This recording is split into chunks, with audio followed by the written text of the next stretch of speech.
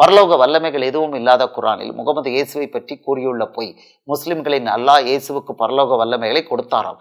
நீர் பிறவி குருடனையும் வெண்கொற்றக்காரனையும் எனது கட்டளைப்படி குணப்படுத்தினீர். நீர் மரணித்தவர்களை எனது கட்டளைப்படி வெளிக்கொணர்ந்தீர். சூரா 5:110. பிறவி குருடனையும் வெண்குஷ்டரோகியும் நான் குணப்படுத்துவேன். அல்லாவின் அனுமதி கொண்டு மரணித்தோரையும் நான் உயிர்ப்பித்தேன். சூரா 3:49.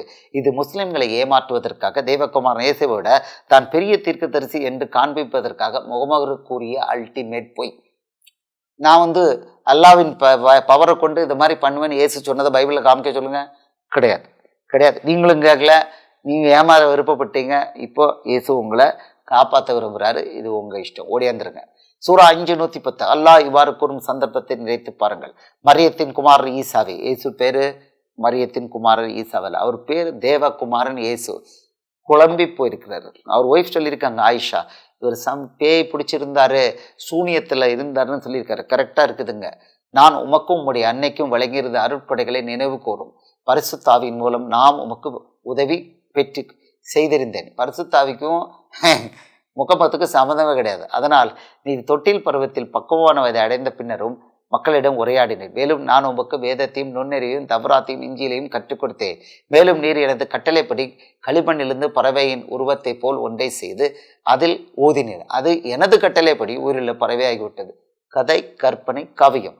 அவன் பொய் சொல்லும்போது தன் சொந்தத்தில் பேசுகிறான். அதாவது நீர் பிறவி குடரனையும் வெளிக்கொணர்ந்தீர். மேலும் நீர் இஸ்ராயலின் வழித்தொன்றில் தெளிவான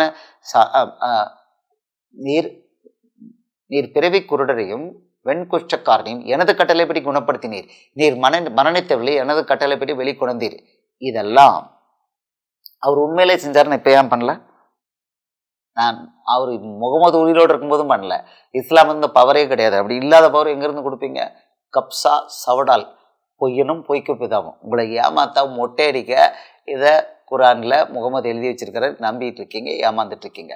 சூரா 3:49. இஸ்ராயலின் சந்ததிகளுக்கு அவரை ஒரு தூதராகவும் ஆக்குவான் என்றும் இறைவன் கூறினான். பின்னர் ஈசா பிறந்து தன் வாலிபத்தை அடைந்து இஸ்ராயலின் சந்ததிகளில் சென்றபோது அவர்களை நோக்கி கூறியதாவது, நிச்சயமா நான் உங்களுடைய இறைவன் என்று அனுப்பப்பட்ட ஒரு தூதர். அதற்காக உங்களுக்கு ஒரு அத்தாட்சி கொண்டு வந்திருக்கிறேன். உங்களுக்கு களிமண்ணிலிருந்து பறவை போல் செய்து அதில் நான் ஊதுவேன். இது பைபிளில் காமிக்கட்டுமே, பார்க்கலாம்.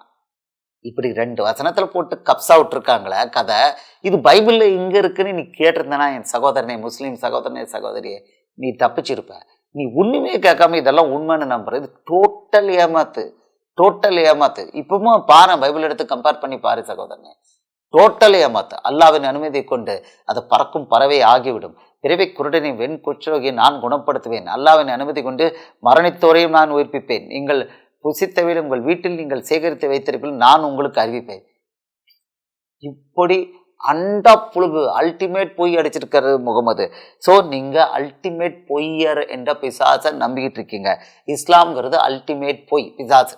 இதான் அர்த்தம்.